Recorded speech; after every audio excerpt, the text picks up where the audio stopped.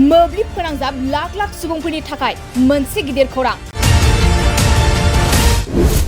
APDCL निफ्राय 8917462240 बे नाम्बारजों नोंथांनाव मेसेज फैदों नामा? मोब्लिब बिल होनो एबा रिचार्ज खालामनो थाखाय नोंथांनाव मेसेज फैदों, अब्ला नोंथाङा सांग्रां जा। दसे समनि गेजेरावनो नोंथांनि बेंक एकाउन्टआ लांदां जानो हागौ। 1912 बे हेल्पलाइन नाम्बारखौ नोंथाङा गोसोआव लाखि। मोब्लिबनि बेसेनखौ होआब्ला नोंथांनि मोब्लिबखौ दानस'नाय जागोन होनना मेसेज फैदों नामा? जुदि थाबैनो बे बिलखौ होआब्ला दिनै मोनायावनो मोब्लिब गोहा दानजागोन होनना मेसेजनि गेजेरजों बुंहरदों नामा? नंगौ, नोंथाङा बे मेसेजनि दारै गोरोन्थियावबो बिलखौ पे दाखालाम, नङाब्ला नोंथांनि बेंक एकाउन्टआ लांदां जागोन। APDCLआ माब्लाबाबो कास्टमारनो बेबायदि मेसेज हरा।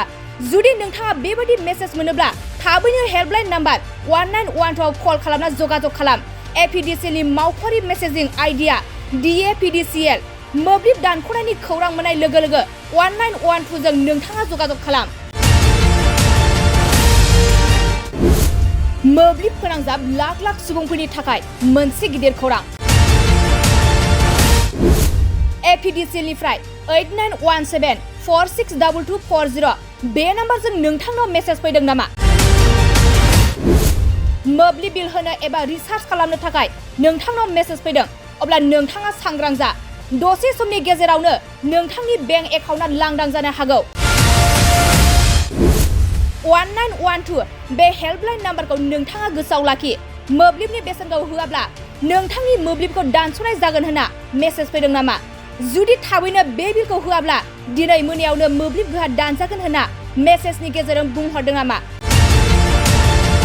नंगौ, नोंथाङा बे मेसेजनि दारै गोरोन्थियावबो बिलखौ पे दाखालाम, नङाब्ला नोंथांनि बेंक एकाउन्टआ लांदां जागोन। APDCLआ माब्लाबाबो कास्टमारनो बेबायदि मेसेज हरा। जुदि नोंथाङा बेबायदि मेसेज मोनोब्ला थाबैनो हेल्पलाइन नाम्बार 1912 आव कल खालामना जगाजग खालाम। APDCLनि मावख'आरि मेसेजिं आइडिया DAPDCL। मोब्लिब दानख'नायनि खौरां मोननाय लोगो लोगो 1912 जों नोंथाङा जगाजग खालाम। गोजोनथाव खौरां, नोंथांमोननि थाखाय लानानै फैदों MRM मेम'रियेल हस्पिटालाव गोबां बेमार फाहामथाय होनायनि खाबु।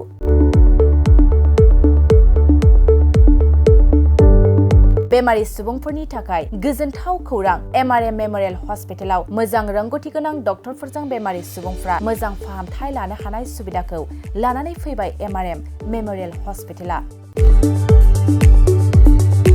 क'क्राझार सहरनि पुलिस पइन्ट आरो अमश्री हटेलनि साखाथियाव थानाय बयजोंबो मिथिसारजानाय MRM मेम'रियेल हस्पिटाला गोबां फेसिलिटिस खाबुफोर फोसावदों। MRM मेम'रियेल हस्पिटालनि फेसिलिटिफ्रानो जाबाय critical care, medicine, emergency medicine, paediatrician, pathologist, general medicine, diabetologist, OBS and gyno, cardiology, general surgeon, neurosurgery, advanced laparoscopic ENT surgery department, ophthalmologist, surgical, gastroenterologist, neuropsychiatry, onco' surgery department, dermatologist, orthopaedics, residential medical officer, inter facility unit, physiotherapy, radiologist, histopathological department, urologist, emergency department, CT scan, X-ray, pathology department, vaccinator department आरो MRM memorial हस्पिटालाव 24 घन्टा जेब्लाबो खुलाय थागोन। लांलाय लाबोलायनि एम्बुलेन्सनि सुबिदायाबो 24 घन्टा थागोन। गोबां मिथिनो थाखाय नैबे 9854081948 9365502 2048 जानबुं नाम्बाराव फन खालामनानै नोंथाङा मिथिनानै लानो हागोन।